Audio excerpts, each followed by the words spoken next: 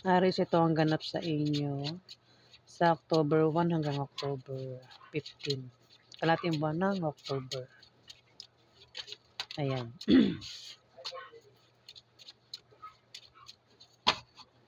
Pisa na natin. Ano po ganap sa mga Aris sa October 1 hanggang October 15.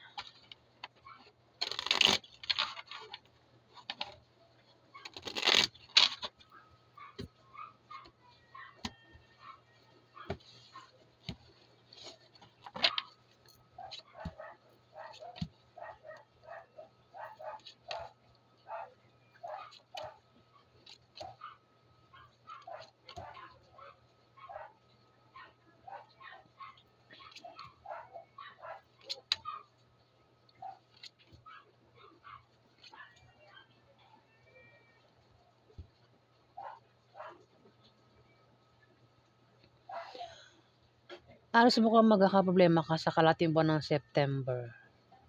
Magkakaproblema ka raw sa bahay mo, sa pamilya mo, maaaring sa love life din. Pwedeng gastusin araw-araw at apektado ka. Kailangan mo rito ng suporta. Mukhang magkakaroon nga ng away.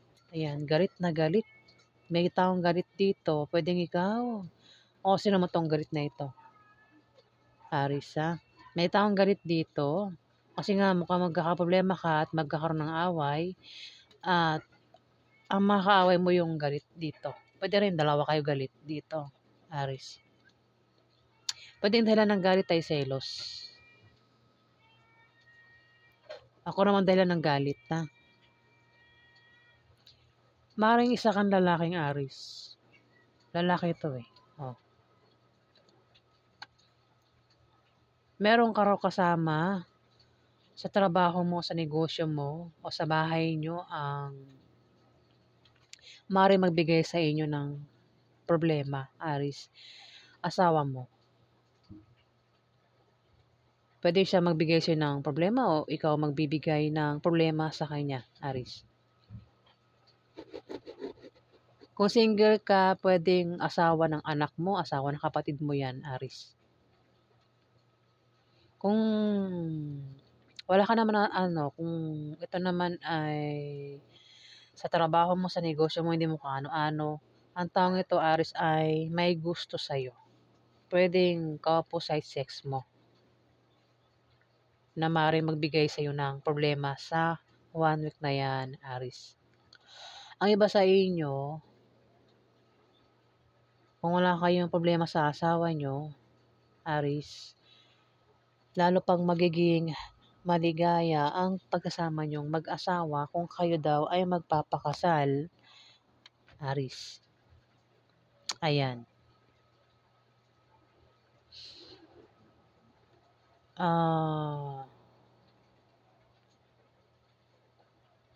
Ingat daw kayo sa sa 1 week na yan sa aksidente at ingatan nyo yung kalusugan nyo kasi maaaring magkasakit daw kayo, Aris.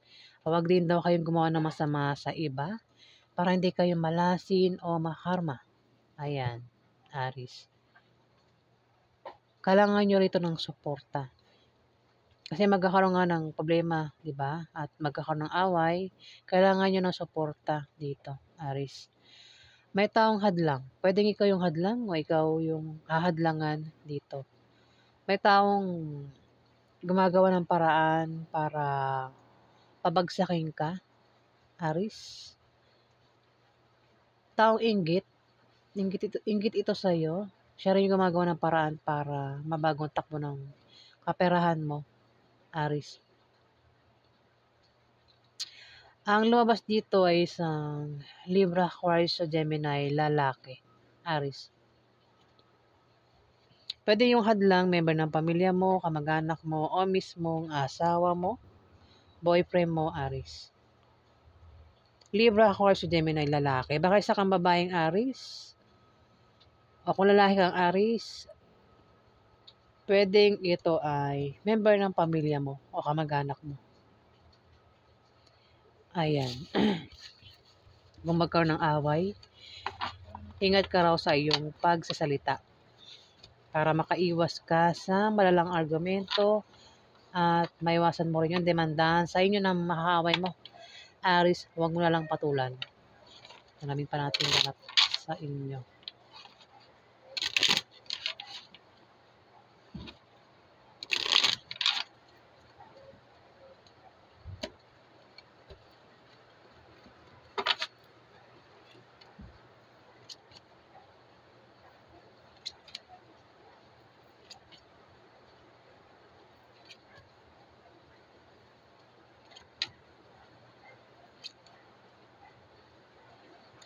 Siya pala.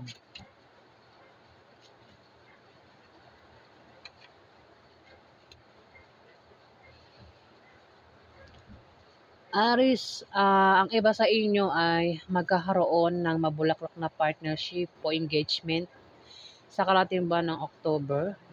At kung magka-problema daw kayo, nandiyan lang daw ang inyong kapartner o ang inyong karelasyon na palagi nakasuporta sa inyo, Aris. May tao dito, Aris, ang may pabago-bago ng feeling sa'yo. Pwedeng biguin ka niyan o saktan ka sa araw na yan, Aris, ng taong ito.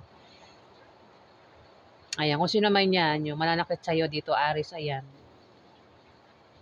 Pwedeng member ng pamilya mo, kamag-anak mo, o pwedeng mismong asawa mo. O kung sino pa yan, Aris, ang pwedeng biguin ka o saktan ka sa araw na yan. Kaya naman dito, ikaw daw ay matitempt magtayo ng business sa kalating buwan ng October. Yung business ay lalago. Kumbaga maraming bibili kahit maliit na negosyo, Aris. Ayan, maraming bibiling mga customer, lalapit. Maaari ka rin daw ma-stress. Kung may stress ka, magpatingin ka sa doktor para hindi lumala ang stress mo, Aris. Kung lumalabas ka sa gabi, ayan, ingat ka raw sa paglabas-labas mo sa gabi, Aris.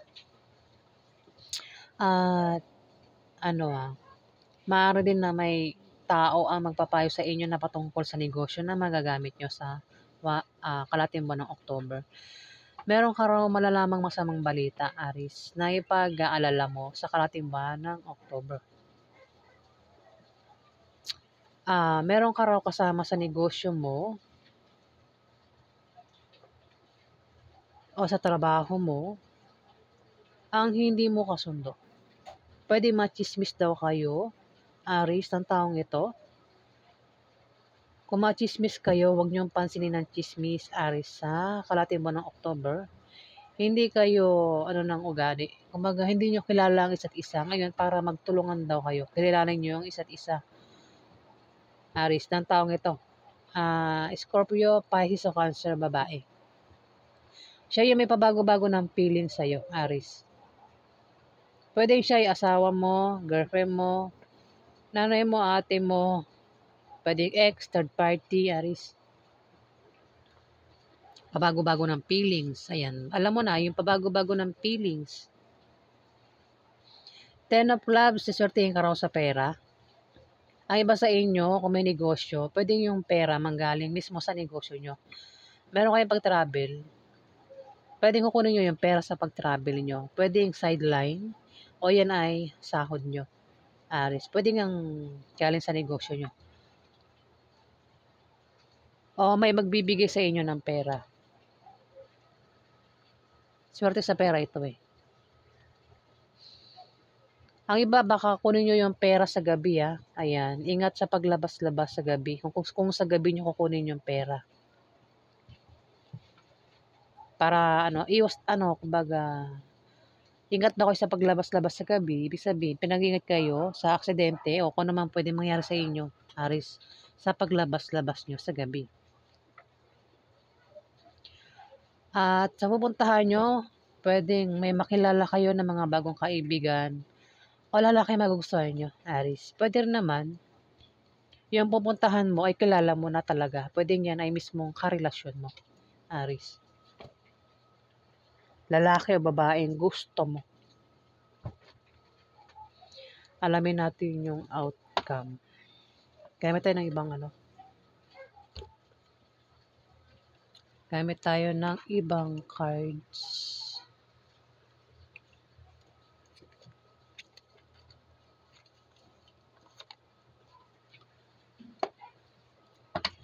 Alamin natin yung outcome sa mga Aries. Lang. Ano po yung outcome sa mga Aries sa October 1 hanggang October 15.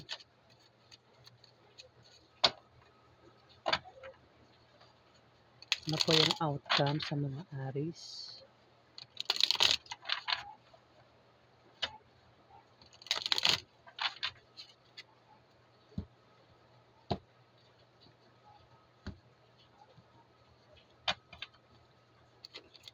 Outcome po sa mga Aries sa October 1 hanggang October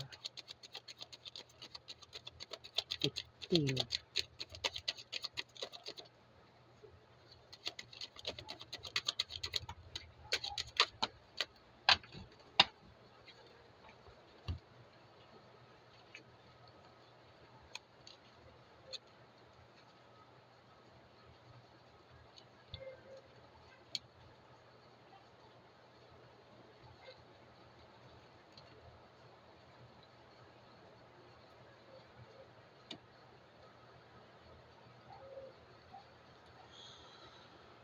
Merong karuganting palang matatanggap Aries sa kalating buwan ng October.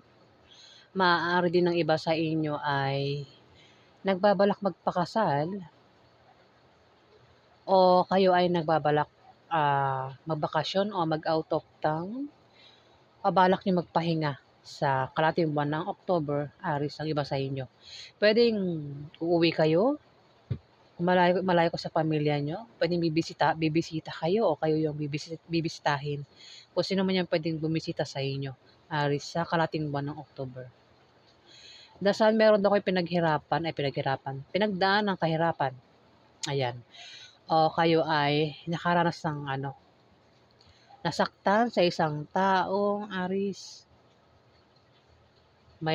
O baka meron kayong naranasang krisis, sakit, Aries, kasi dasal na ito eh. Meron kayong pakaramdam dito na kumaga wala kayong sakit, wala kayong pinaproblema, iniindang kumbaga kung nabigo sa pag-ibig, makaka-move on na, Aries, sa kalating buwan ng October.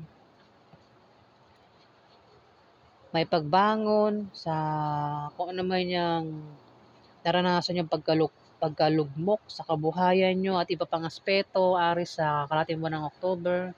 Kung ano man yung pinagdaanan yung kahirapan, pwedeng kayo ay nakaranas sa isang tao ng kahirapan, kung baliktad. Kung kayo nakaranas ng kahirapan sa isang tao, ayan. Kumbaga kabaliktaran na yung mararanasan nyo dito kasi dasal na ito eh. Kumbaga pakaramdam nyo, meron kayong pakaramdam na parang kayo ay bagong silang dito, Aries. Ayan.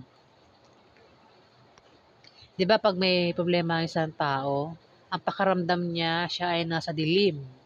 Kaya dito, nasa dasal na kayo sa kalating buwan ng October. Nasa liwanag na kayo ng araw, Aries. Ayan.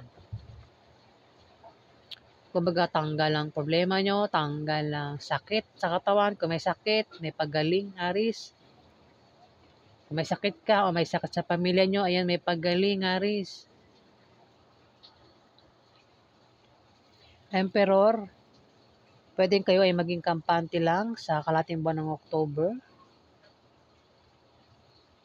O maaaring kayo ay may kasabwat na emperor.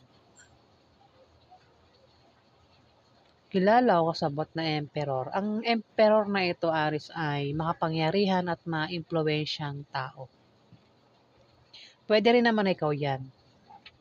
Pwede isa kang emperor, Aries, isa kang ma-impluwensya at makapangyarihang tao. Ayan.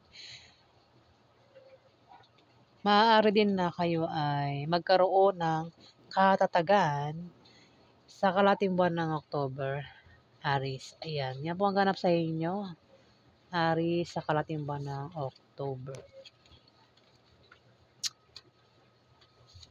Yan. Maraming salamat po guys. Salamat po. Yan. Salamat guys.